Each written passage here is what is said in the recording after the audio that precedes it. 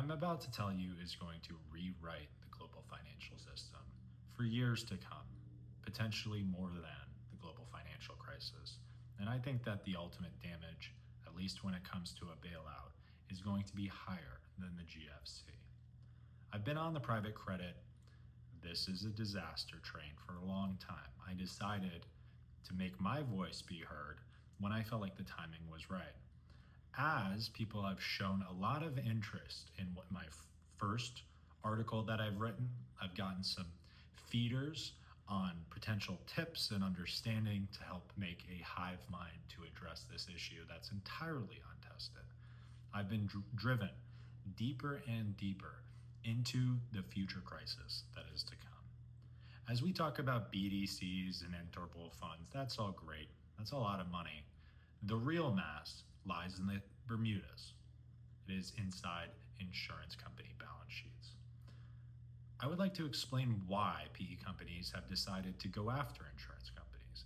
Apollo co-founded Athene, and since then, pretty much every single one of them either has a PE-backed insurer, that's what they're called, or a relationship with some sort of annuity and life insurance company.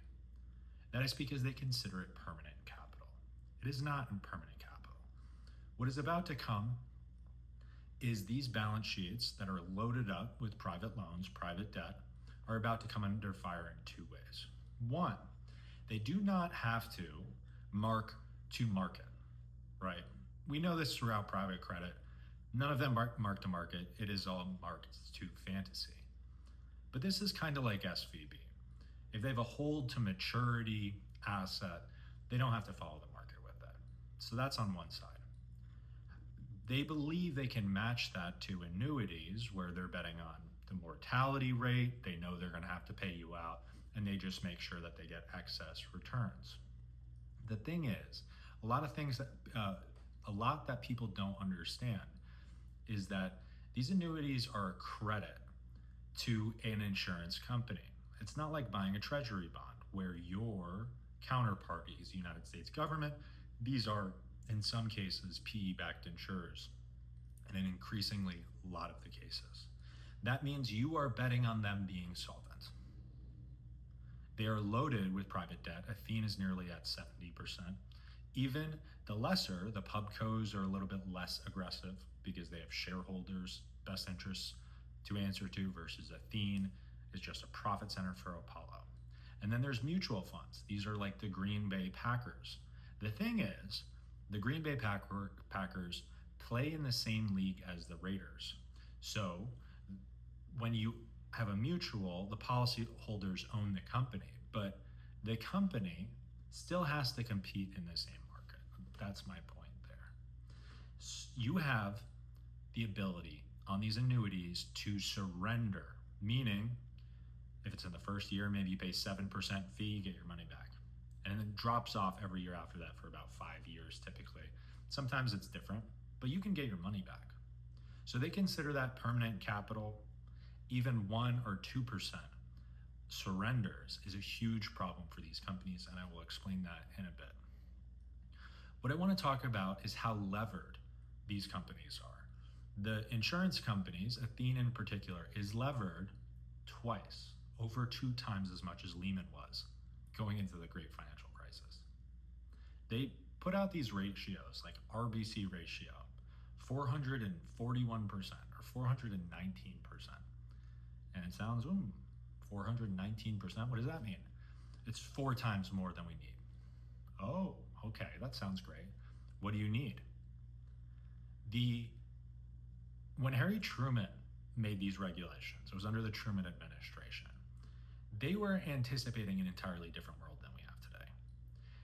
Based on the rating, you have a certain amount of equity that you hold in reserve. That equity on AAA is like 30 cents on $100. Then when you get to triple B, it might be $1.50, give or take. That means that's like you buying an oil future and you put $1.50 down to get a barrel of oil at $100. Or you put $15 down and you get $1,000, 10 barrels of oil. Do you see how ridiculous that margin requirement is on triple B?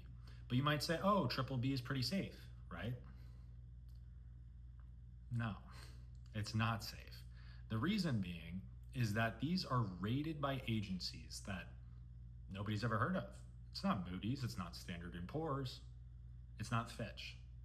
They might rate the underlying firm. They rate Athene, they rate some of these CLOs, collateralized loan obligations. But they do not rate the individual loans. Who does? These companies that have been investigated, currently investigated by the SEC, they do one report on these companies, and mind you, the contracts are 400 pages. And they put a new one out every single day per analyst. It is outrageous. It is outrageous. So you're telling me that one analyst, one employee, does the work and then sends it to somebody to check, and it goes to compliance. So between the three of them, 3 per day. It is the most outrageous thing I've ever seen. This is the same exact thing as the global financial crisis, where they took subprime borrowers, packaged it up, and said it was AAA. In fact, if you did the RBC ratio, remember that I said Athene was 441% or 19%, whatever you want to call it? For Lehman, right before the global financial crisis, it would be over 10,000%. And we know exactly how that ended. That is not an indication of the fact that their balance sheet is a fortress balance sheet, as Athene says. It is an indication of how low the regulatory requirements are. Only a 1.6% credit loss across their portfolio would completely wipe out their equity. They have I think $700 billion of assets. That is a bailout and going to go into receivership bigger than TARP was. And there might not be political appetite. So this is going to spread through the credit system. We talked about private credit. What about asset-backed lending? The same sort of general term, at least, that was in the global financial crisis. Remember, when they say that BBB is safe on these ratings, they package it up. Oh, it's A, it's AA. Remember that in the global financial crisis, those mortgage CDOs, credit debt obligations, were AAA. Lehman still went under. We are relying on people to tell us how safe their investments are. If you bought an annuity, you did it for safety. Did you know what these balance sheets are? No. Why is that? That is because these filings for these insurance companies are typically behind a paywall, and also typically 10,000 pages. That is 7 times longer than War and Peace. Have you ever read War and Peace? I didn't think so. Nobody's read War and Peace. The book is too long. It is impossible to understand the risk in the system. There are 700 different insurance companies operating inside the US. The majority of them have reinsurance arms in the Bermudas. They have complex corporate structures to side pocket and protect themselves in case of a calamity. There will be a calamity. Who's going to pay for it? It's us. It's us. It is our children, if you're young enough. I don't have kids yet, but they won't be born with $1 million in debt. And what's going to happen to the private equity and private credit guys that have captured this capital? Are they going to get their management fees clawed back? Is the carry going to be clawed back? No. It's not. Never is. Okay? I would like to address the issue. I am pressing on all fronts, and I will continue to press on all fronts in order to get this in front of the people that can say something that will make a difference. Do not believe that your voice has no use. The insurance industry, they are built on these fake ratios and consolidated equities. In reality, that is a ticking time bomb. Could happen relatively soon. Could happen in 4 quarters. There's less than a 5% chance that we get out of this without a calamity. So I will say that I am scientifically confident that there will be a calamity. If you would like to learn more, I wrote, following my letter to dissent to Speaker Johnson, I wrote another letter. That goes through and outlines and details the entire equation for these insurance companies. Again, there is $1.1 trillion in the Bermudas. It's regulated by states, and they always go to the weakest states like Delaware and LLCs. Why is it in the Bermudas? Ask yourself that. Why do they have these complex corporate structures? Is it to protect the annuity holder, or is it to protect the corporate executives? Is it to protect the PE owners? Yeah. AIG got bought out and was the biggest part of the TARP bailout. We also have $700 billion in privates from pension funds, but let those take losses. The big concern is the insurance. We should be asking our congressmen and congresswomen to outlaw having money reinsured in the Bermudas. It's not like a wealth tax. It would be easy to do because the people you are insuring are here. If you want to insure them, you have to have the money here where we can have oversight. These 10,000 page documents are absolutely outrageous. If we do not address this issue, there will be a calamity. Credit calamities are not siloed. They go everywhere, all at once.